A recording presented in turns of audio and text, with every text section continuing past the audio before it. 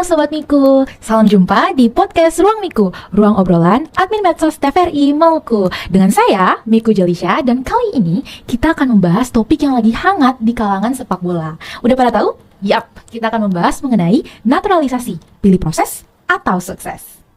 Oke, nah untuk itu saat ini kita sudah kedatangan teman ngobrol yang luar biasa, yaitu Pak Sofyan Chang Lestaluhu sebagai Ketua PSSI Provinsi Maluku. Mari kita sapa bersama-sama yuk. Halo Pak Sofyan. Ya, halo apa kabar pemirsa TVRI dimanapun berada? Salam sepak bola. Oke, nah kalau Pak Sofyan sendiri bagaimana kabarnya Pak? Ya, baik. Hari-hari saya sampai dengan hari ini yang terkait dengan olahraga sepak bola yang menjadi cinta kita. Kita selalu mengikuti perkembangan timnas kita, terutama akhir-akhir ini banyak yang terkait dengan naturalisasi. Oke, baik. Oke, nah Sobat Miku, Pak Sofyan akan banyak sharing berbagi mengenai naturalisasi dan euforia bagaimana kualifikasi Piala Dunia tahun 2026 ini. Untuk itu stay tune dan jangan kemana-mana ya teman-teman semuanya. Oke Pak Sofyan, kita langsung saja nih. Teman-teman Miku sangat bersyukur Pak Sofyan bisa ada dengan Miku di saat ini untuk membahasnya. Walaupun kita semuanya tahu bahwa Ketua PSSI Provinsi Maluku tentunya memiliki kesibukan yang padat kan Pak. Tapi terima kasih banyak Pak sudah meluangkan waktu untuk menghadiri podcast ini. Nah Pak, boleh spill sedikit karena teman-teman Miku itu pengen tahu selain sebagai Ketua PSSI Maluku, Pak Sofyan juga aktivitasnya seperti apa sih Pak? Oke, baik Miku. Terima kasih untuk kesempatan ini.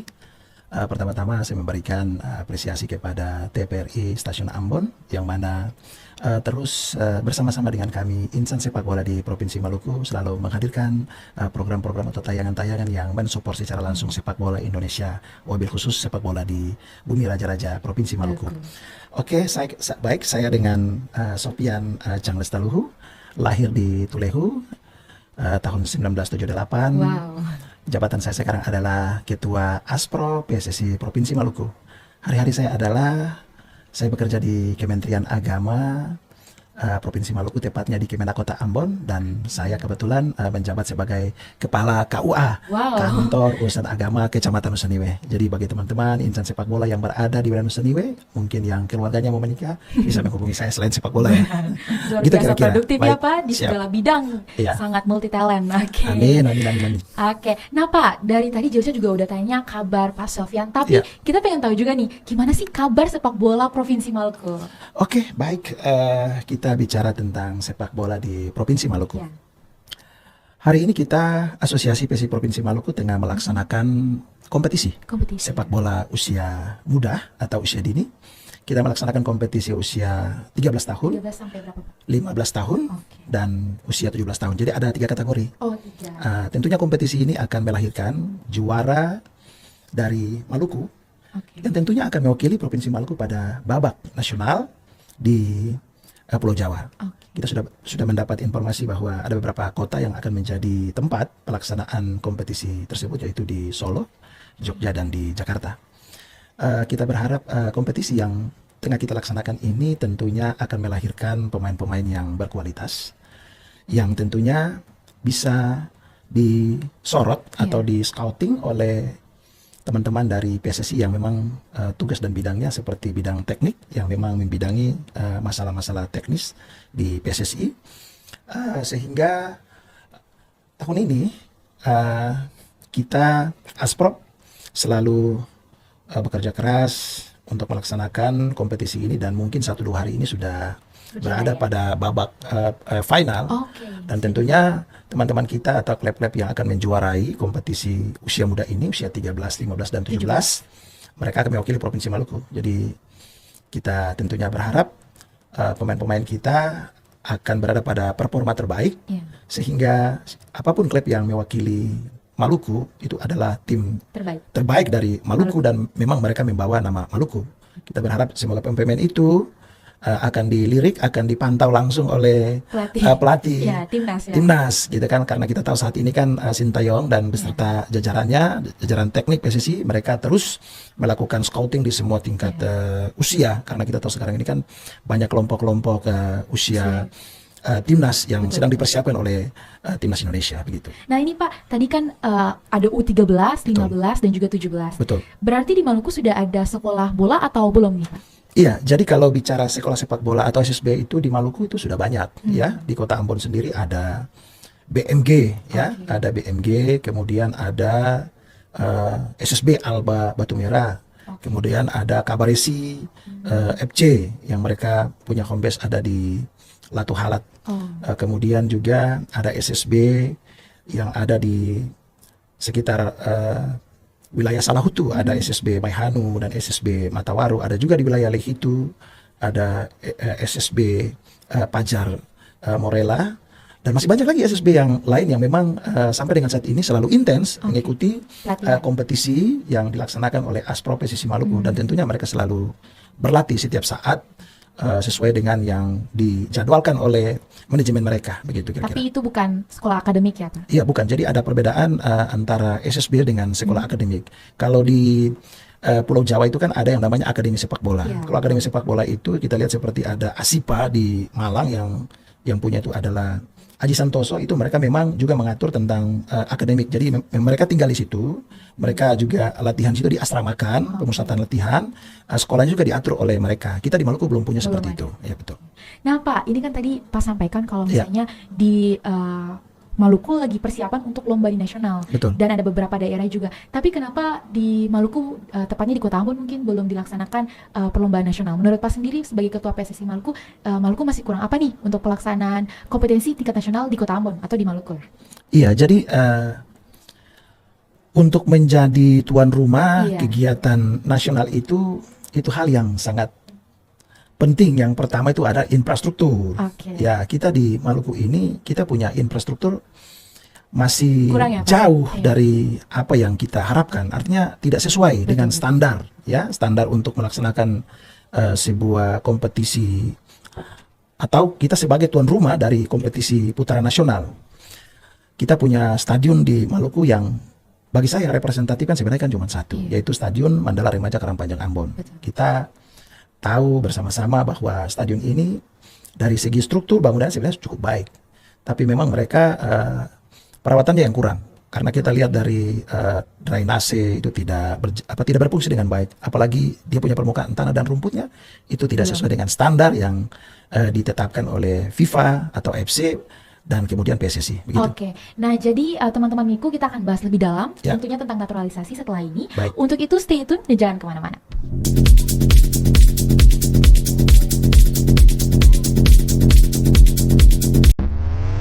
Ini dia acara yang ditunggu-tunggu. Podcast Ruang Miku. Ruang obrolan admin Medsos TVRI Maluku. Podcast yang mengupas hal-hal yang lagi viral di media sosial. TVRI ada yang meliput kok kemarin. Oh iya, kita selalu ada di mana-mana. Oh iya. Yang paling dilirik saat ini mungkin ya. Kira-kira cocok nggak jadi artinya? Luas banget ya. Kayaknya 1 tahun tuh untuk dikilingin nggak bisa. Tapi nggak ada yang keresahan. Tapi tadi dengar loh ini. Dengan celetukan host yang khas dan renyah. Podcast Ruang Miku nantikan hanya di TVRI Maluku.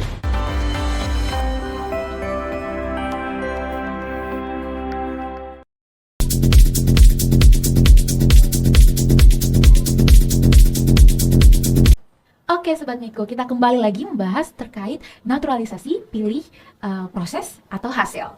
Oke, nah Pak Sofyan, tadi kita sudah bahas banyak tentang Maluku. Tapi nih Pak, terkait naturalisasi, di mana sudah ada banyak pemain-pemain yang menjadi populer dan juga banyak menjadi sebagai hero gitu ya Pak, di timnas Indonesia. Nah, menurut Pak sendiri sebagai Ketua PSSI Maluku, naturalisasi ini apakah memang membawakan dampak yang signifikan ke sepak bola Indonesia ataukah tidak? Gimana nih Pak menurut Pak?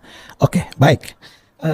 Yang pertama yang mau saya sampaikan bahwa bicara tentang sepak bola ini kita tidak bisa bicara secara parsial, namun kita harus berbicara secara kolektivitas.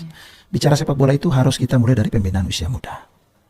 Usia muda itu harus kita mulai dengan pembinaan sampai ke jenjang kompetisi. Kemudian bicara sepak bola itu kita harus bicara tentang kepelatihan. Pelatihnya harus mumpuni, pelatihnya harus punya lisensi. Pelatihnya harus mengikuti kursus sehingga mereka diisi oleh ilmu-ilmu kepelatihan yang modern. Betul, betul. Kemudian yang berikut adalah perangkat pertandingan untuk memimpin pertandingan itu sendiri.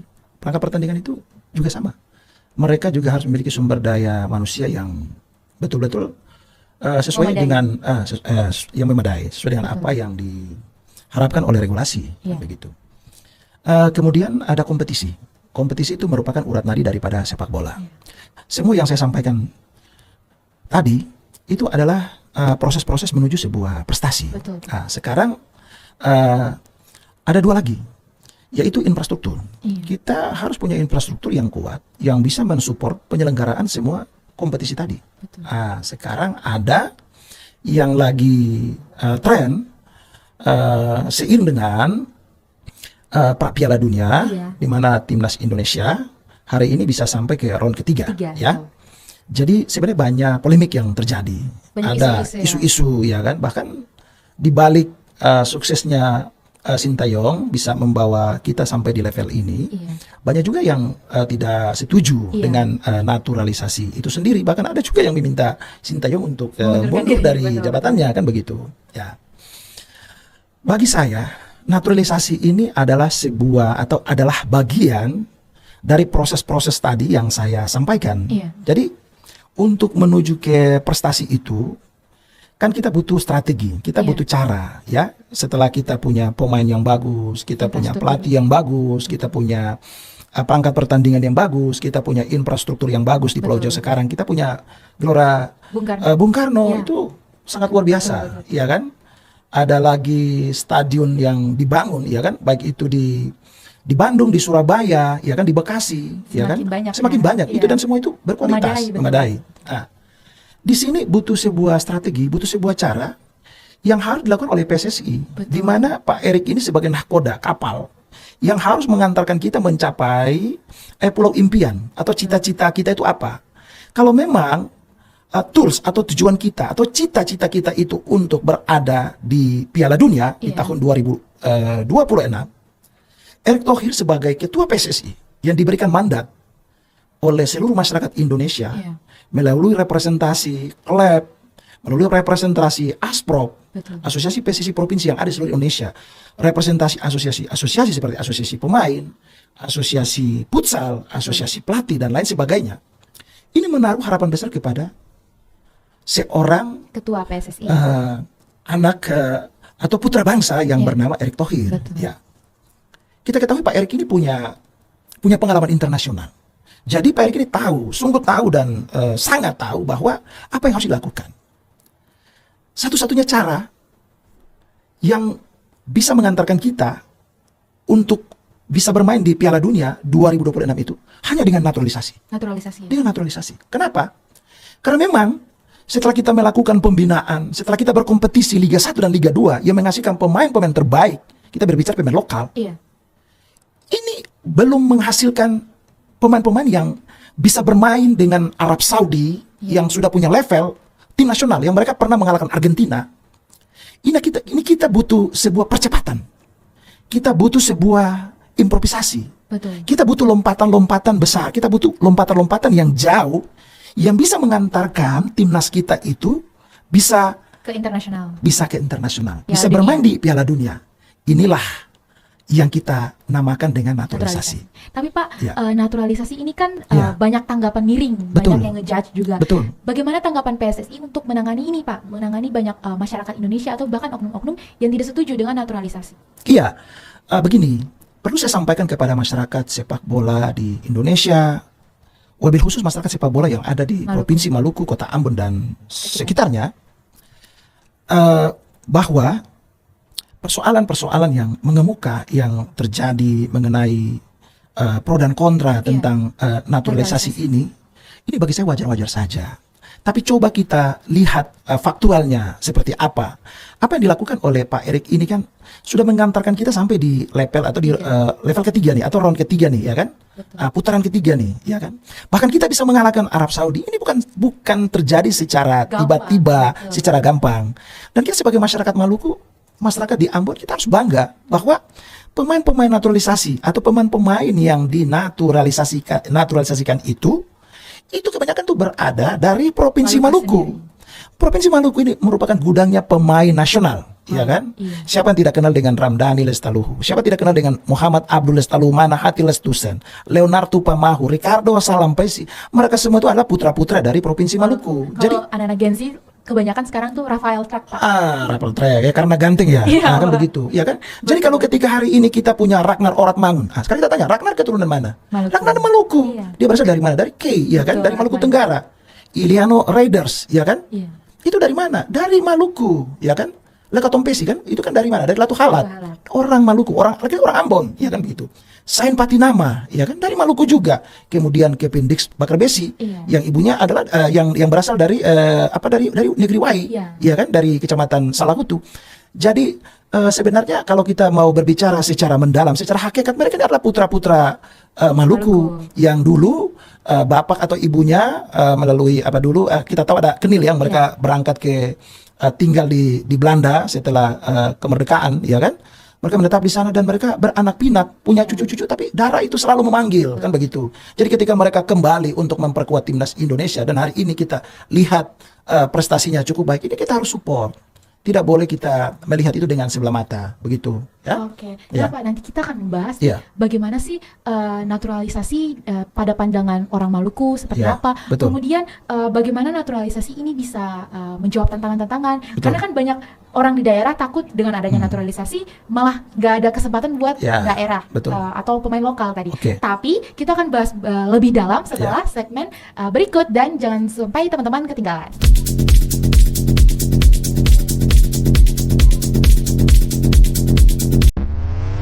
Ini dia acara yang ditunggu-tunggu. Podcast Ruang Niku. Ruang obrolan admin Medsos TVRI Maluku, podcast yang mengupas hal-hal yang lagi viral di media sosial. Oh iya, oh, kita selalu ada di mana-mana. Oh iya. Yang paling dilirik saat ini mungkin ya. Kira-kira cocok nggak jadi artinya? luas, Luas ini. luas banget ini. Kayaknya 1 tahun tuh untuk dikilingin nggak bisa. Tapi nggak ada yang keresahan. tapi tadi dengar loh ini. Dengan seletukan host yang khas dan renyah, podcast Ruang Miku nantikan hanya di TVRI Maluku.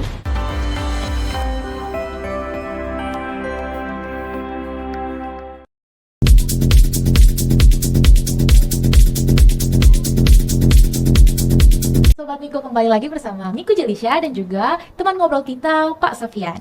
Nah, Pak, boleh menjawab yang tadi, bagaimana sih tanggapan orang-orang yang takut dengan adanya naturalisasi sehingga pemain lokal nggak ada kesempatan nih di timnas nasional? Iya, baik. Jadi terkait dengan tanggapan orang Iya. bahwa naturalisasi itu bisa menutup ruang kepada pemain-pemain lokal. Bagi saya ini justru harus menjadi sebuah tantangan. Kenapa? Kita kan lihat ketika pertandingan kemarin Indonesia melawan Arab Saudi, Betul. itu kalau pemain lokal kita lihat paling siapa? Ada Marcelino dan Rizky Ridho, Iya. ya. Semua selain itu adalah pemain naturalisasi. Nah, ini artinya apa? Bahwa kita tahu bahwa kompetisi Liga 1, Liga 2, Liga 3 bahkan sekarang lagi nanti akan ada Liga 4. Oke. Berapa banyak ya dari 200 sekian juta penduduk Indonesia, kemudian ada ribuan klub Liga 3 dan juga klub Liga 3, Liga 2 dan Liga 1. Kompetisi ini kan tentunya tidak akan sia-sia. Iya. Kompetisi ini kan tentunya akan melahirkan pemain-pemain yang berkualitas, pemain timnas, baik yang nanti yang sekarang maupun yang akan datang, kan begitu. Ketika pemain-pemain naturalisasi ini ada, harusnya menjadi motivasi bagi pemain-pemain lokal ini untuk mereka ekstra latihan, bahwa mereka harus lebih baik lagi, bekerja keras, memperbaiki hal-hal yang kurang. Betul. Bagaimana bisa mengadopsi, bagaimana sih apa sih yang dilakukan oleh pemain naturalisasi itu ketika mereka ada di Eropa, kan begitu.